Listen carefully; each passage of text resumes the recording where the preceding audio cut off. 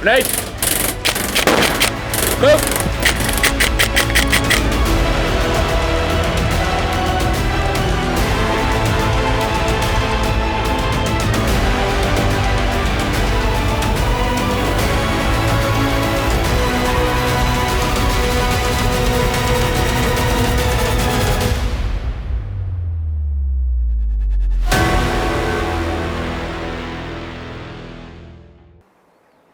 Hi ladies and gents, and welcome to Delta Team 3 Airsoft. Here at Patrol Base, we are going to sponsor them to run Delta Day on the 30th of March. So we're here to have a look at all their facilities. First things first, the public road that you come down in is going to be public access and right of way. So when you are brought into the car park, make sure everything is in a box and there is no dry firing when you get your weapons out the car.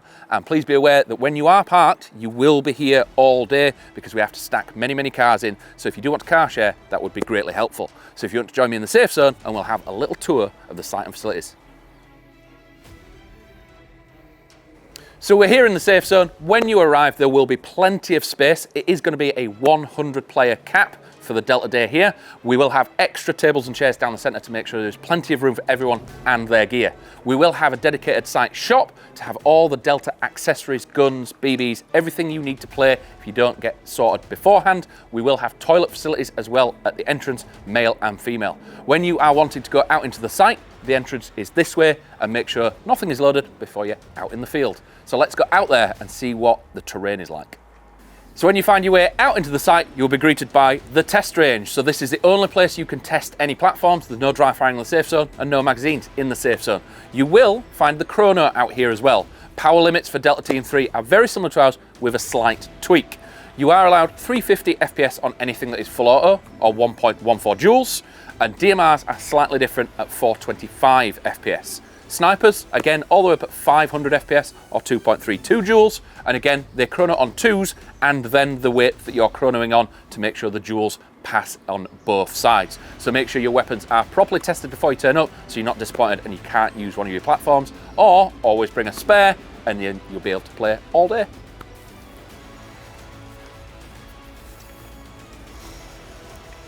So you join me out in the zone. We have 8 zones in total on a 30-acre site, and we are here in the first zone, which is the new village. I'm joined here by Des, and he's going to little rundown of each site as we go and visit it. So what does the new village have to offer to players when they arrive? Thanks, Stu. The new village is a very fast-paced village. Obviously, from where we start, it's a very fast area that we use. We tend to use semi-auto in this area only, and just a very fast gameplay. So we'll move on to the next one, and again, some of the gameplay here we're going to split into kind of skirmish games, but maybe in the afternoon they will do a full site game, so you will be able to play it in every single zone. So let's carry on.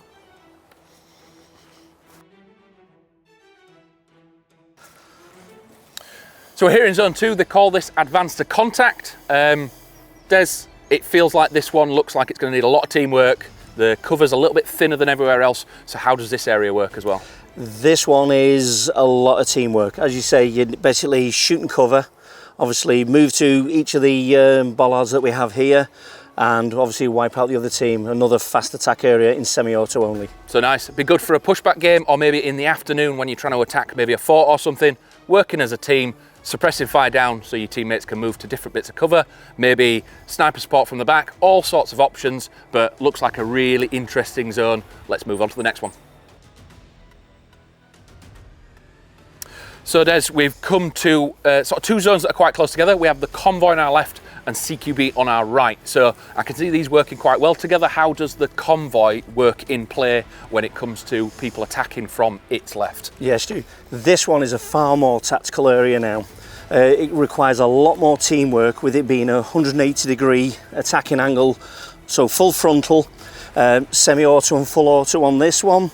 So again, good teamwork, a lot of shoot and cover, falling back from the vehicles into the forward operating base. So we've got the CQB bit on our right hand side here, and again, when it comes to this, there's going to be a lot of pyrotechnics involved as well. We've got quite an open area on our left here, so smoke, so we've got Enola Gay smokes, Enola Gay bangs, flash 3s, and we're allowed reusable as well, so I presume it's 209, 9mm And do you allow 12 gauge as well? We do allow 12 gauge, yes. So again, when you are in the CQB area, there's a lot of tight corners, some rooms, some buildings going all the way to the back. So pyrotechnics out here are going to help you clear these areas really, really easy, and the smoke is going to let you advance on these contacts really, really effectively. So if we move on up to the next zone that's up in that direction, we'll see what's next.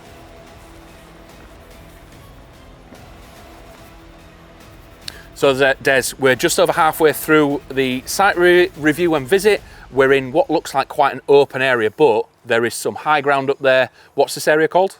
This one's Bunker Hill with a valley. So it's like a double aspect part of this area, really good for flanking down here. We had a walk through earlier, and I think the high ground and the building up there will make this a really interesting place to fight over. And again, you were saying pyro here is really helpful. It is. Obviously, with having the bunker up on the hill here, you've got your team steadily moving through the valley. So again, it's a lot of pyro, a lot of cover, obviously moving on to the other areas. So yeah, a lot of pyro. So yeah, smoke, pyro, bangs, lots of fun. Let's move on to the next zone. So we've come to zone 6, so we're quite a way through the site now, and this area is called Tears of the Sun. Correct, yeah. So we have 2 levels of game area here, and as we've been discussing on the way around, there's a couple of different game options that we're kind of planning for the day. So pushback leading to this area and through, players falling back into different zones. How does it feel when you get to this point with the 2 different sort of levels that they're fighting over? It's an unusual kind of gameplay. We tend to see when we have players playing here, you tend to see a split between some people will take the high ground, others will move around into the lower ground and obviously meet because the ground raises up near the bottom of the site. So quite an unusual kind of play again, because again, if the bottom team tends to take out the bottom area, again, they're shooting uphill, or what a lot of people do is they'll stay on the high ground, clear the lower ground, and then move through to the back of the site, which actually comes to a point. So as you can see, what we're thinking of doing for the start of the game on the Delta Day is we're going to have a full site pushback. So you're going to have 1 life in each zone, get you around the site so you can learn it really, really well. But we're trying to get this video out so you get a prerequisite of what you're going to be playing against. So we're going to move up, and we have another sort of CQB building, and another zone up at the top. So let's walk this way.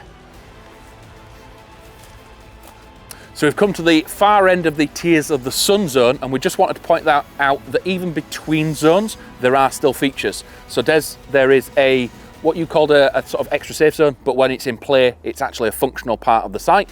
So we'll have a walk through this and just discuss it. So even when we're doing a pushback game, people could use this as cover?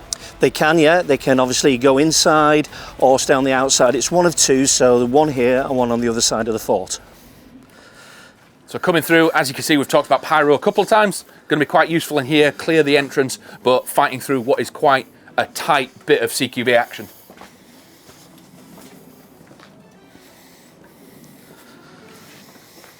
Could quite help it easily if you've got comms with your team. You could radio, get in here, reallocate, rebomb, sort yourself out. Again, it is in the game zone, so you would have to keep your iPro on. This is not considered a safe zone, but you can launch pyro out of it, you can launch pyro in it, have a really good fight in here. Yeah. But there is only one way in and out. There is.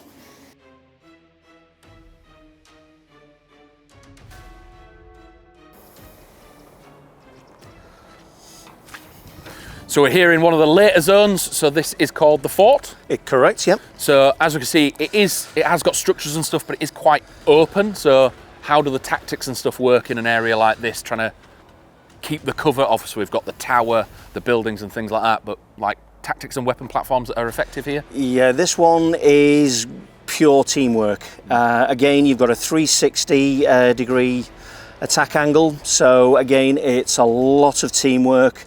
Obviously putting a lot of fire down, a lot of covering fire. It is open obviously with this time of year, so pure teamwork. Yeah, and obviously we've got the tower that you're allowed to go up, so bolt is up there, make sure you're picking your targets, but effective fire coming in can be quite painful up there. We do have the stairs at the back, people need to be aware of them, but yeah, looks like a lot of fun this bit. I think it's going to be terrifying to be in here, but a lot of fun attacking it as well. It's a very good area, it's very popular. So we'll move on to the final zone, and I think that's this way. Correct, the old village.